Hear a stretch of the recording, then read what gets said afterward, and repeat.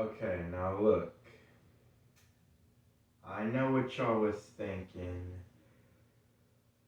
I know what y'all was thinking there for a moment when Saquon Barkley uh, got that 36-yard run for a touchdown. I know what y'all was thinking. But look, this team's built for these moments. You know, down 13-6. Remember, it was the Giants who were down 13-6 last week against Carolina, and they came back and won. Well, we were down 13-6, and we came back and won this game 23-16. I keep on being real close on these final score predictions. I always keep on being so close, you know? I said last night that I was predicting that we were going, not last night, what am I talking about? Well, it was a video I made last night, but I uploaded it earlier this evening where I predicted that the Cowboys were going to win 24-14. And I keep on being so close, man. Nonetheless, ladies and gentlemen, welcome back to NFL Thoughts.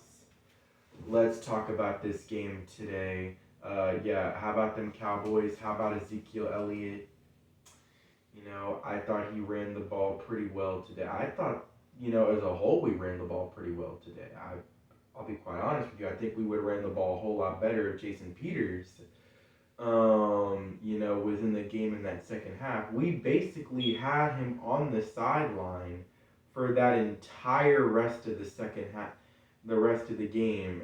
After we had him in there for the entire second quarter, because we took Matt Forniak out because he wasn't doing too good. Nonetheless, we put Jason Peters in, and our running game looks a whole lot better. But yet, we did not have him play a single snap in the second half. And I don't know, maybe they're just trying to, move him in, get him in slowly. I was, told that he was going to start, but apparently not. They had him in for literally a quarter worth of the game, and then he didn't play, at all before or after that. Nonetheless, I liked how we, split the carries between Pollard and Zeke. I said last week for the Cincinnati game, I said that it would be a Pollard and Zeke game. Well, this was the Pollard and Zeke game. I liked how Kellen Moore, tried his best to split the carries between Zeke and Pollard. You want to make everybody happy, basically, and well, we basically, kept those guys happy. I gotta go check the box scores. I'm sorry. I'm literally making this video like just a short while after the game ended. I literally just made this video now after the game ended. So I didn't give myself time to really look at the box scores and the stats to look at how the game went. But if I'm correct, Zeke finished the day with like 15, 16 carries or so for around 80 yards rushing. So, that's a pretty nice, game for Zeke. And Pollard, no clue. No clue. I'll be quite honest with you guys. Alright? I have no clue. But I'm gonna check after I end this video. But all I know is it doesn't doesn't take me too much researching to look at the stats to see that we did very, very well in the running game today. And the first quarter was a little shaky because I felt like we were driving, we were moving down the field, we were moving the football in that first half, but we just couldn't get the ball in the end zone. But more importantly, that first quarter, that opening drive of the game that we had to start the game was a holding penalty by Matt Forniak killed that drive because we were doing so well, and then he got called for a holding penalty, and that basically killed the whole drive. Nonetheless, the defense once again came up big when they really had to. In the 3 games so far this season, they've given up 19 points in week 1 against Tom Brady and the Bucks. They gave up 17 points to Joe Burrow and the Bengals last week. And then they gave up 16 points tonight against the Giants. So you see a pattern going where that point amount keeps on going down, down, and down. Now, don't get me wrong, though. I felt like, there were some holes in the defense tonight. I felt like we didn't do as good tonight stopping the run as we did against Cincinnati last week. Don't get me wrong. For the most part, you take away that 36-yard rushing touchdown that Saquon Barkley had, that gave the Giants a 13-6 lead, their only lead of the game. You take that away, and we basically had Saquon Barkley bottled up. But Daniel Jones, not Danny Dimes, but Daniel Jones, Dirty Daniel Jones, Dirty Dan. We let that. How many rushing yards did he have? How many rushing yards did that dude have? That dude had like 60. I know for sure for a while he was leading the Giants in rushing all the way up until Saquon had that 36-yard rushing touchdown that officially put him above Daniel Jones in the rushing department. But Daniel Jones, there's no doubt about it that he was definitely not too far behind Saquon Barkley when you go look at the stats. He had like 60-some rushing yards. It was ridiculous, man. It's like the passing game, I knew the passing game wasn't going to be an issue. But man, we let that dude rush for 60-some rushing yards. And the biggest problem was it wasn't like he was using his speed to, beat our linebackers around the edge, running outside. No, we kept on having different kinds of rushes where we would go outside, and basically we were literally opening up a lane for Daniel Jones to take off and run all night long. Seriously, we kept on opening up lanes for that dude to take off and run all night long, and that really extended a lot of the Giants' offensive drives. That really extended a lot of their drives offensively because of Daniel Jones using his legs to take off and run in the lanes that were opened up inside. Like, bro, you gotta get a push up the middle, some penetration up the middle. Don't allow him to be able to have a lane to take off inside, man. And not gonna lie, Daniel Jones was making some Cowboys look silly out there tonight. I'm not gonna lie. And it's not, he's no Lamar Jackson. There's no doubt about that. He's not even Kyler Murray.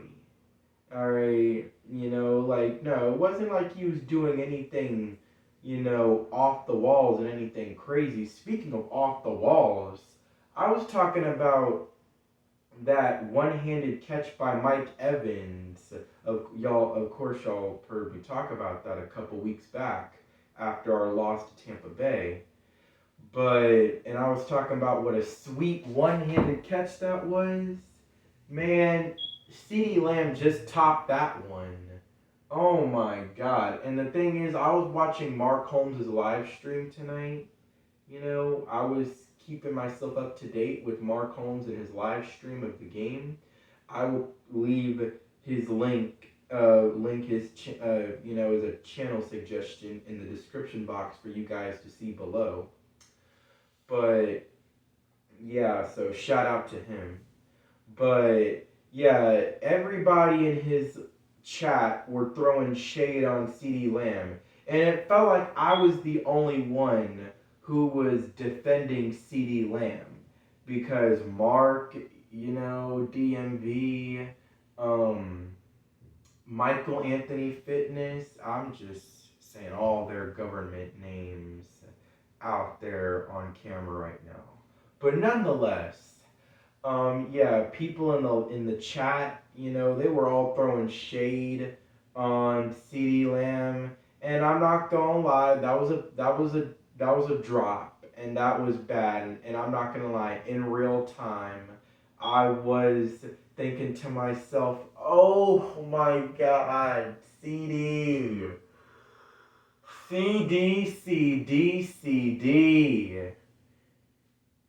But hey, nonetheless,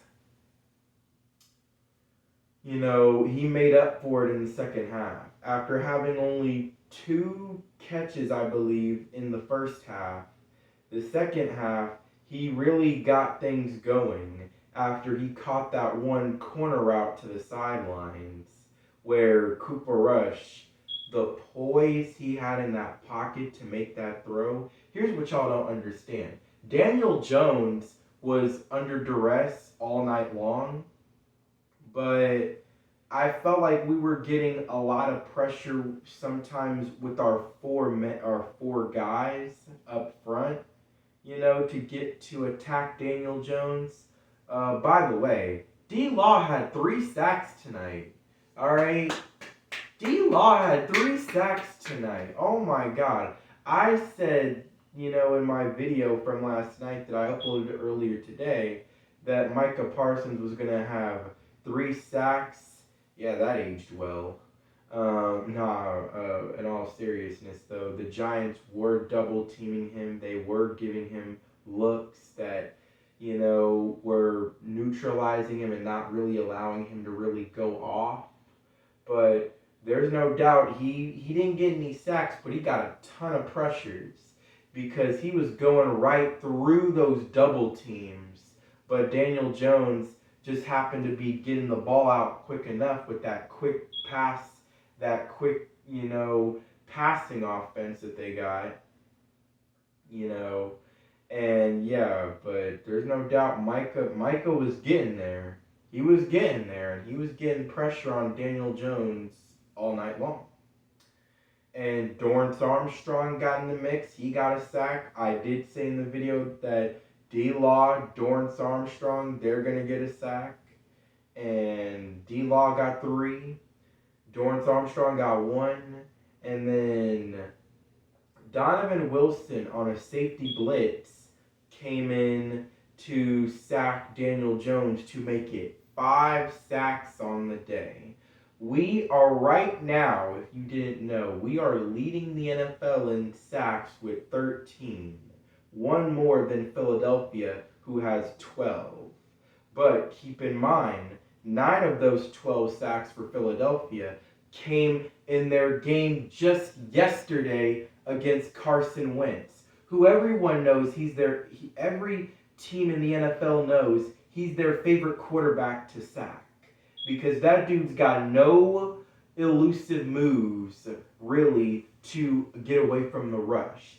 That dude takes a lot of sacks for no necessary reason at all.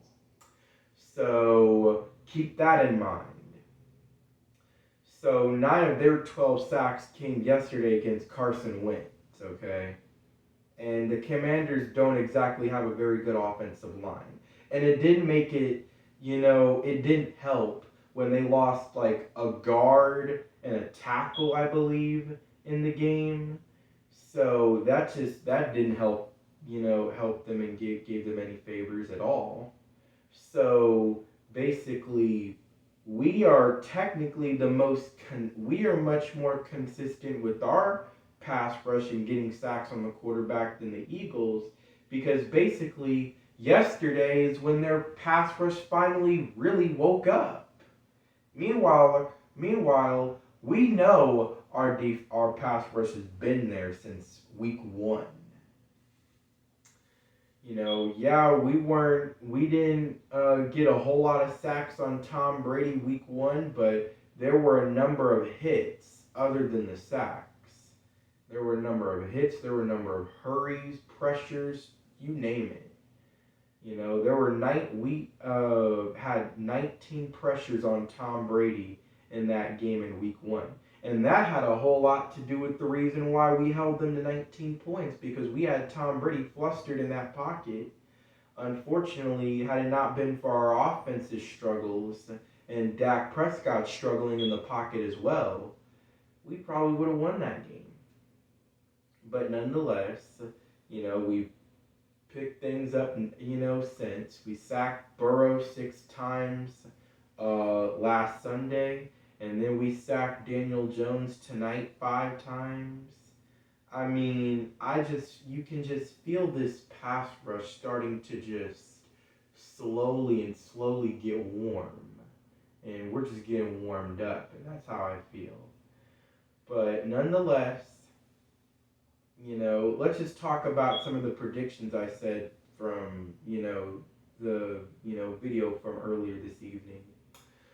I predicted that Cooper Rush was going to have between 200 and 220 passing yards, and he had 215. I got that correct.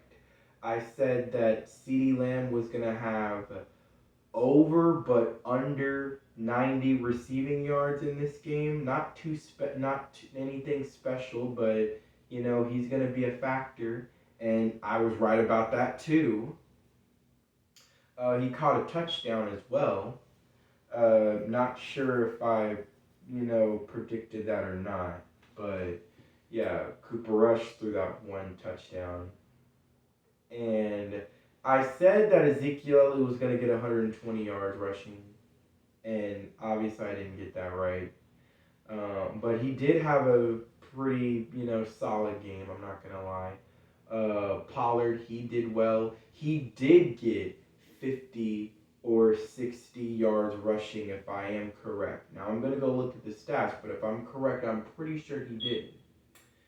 And then I said we would get 360 yards of total offense. Guess what? We got 391. So,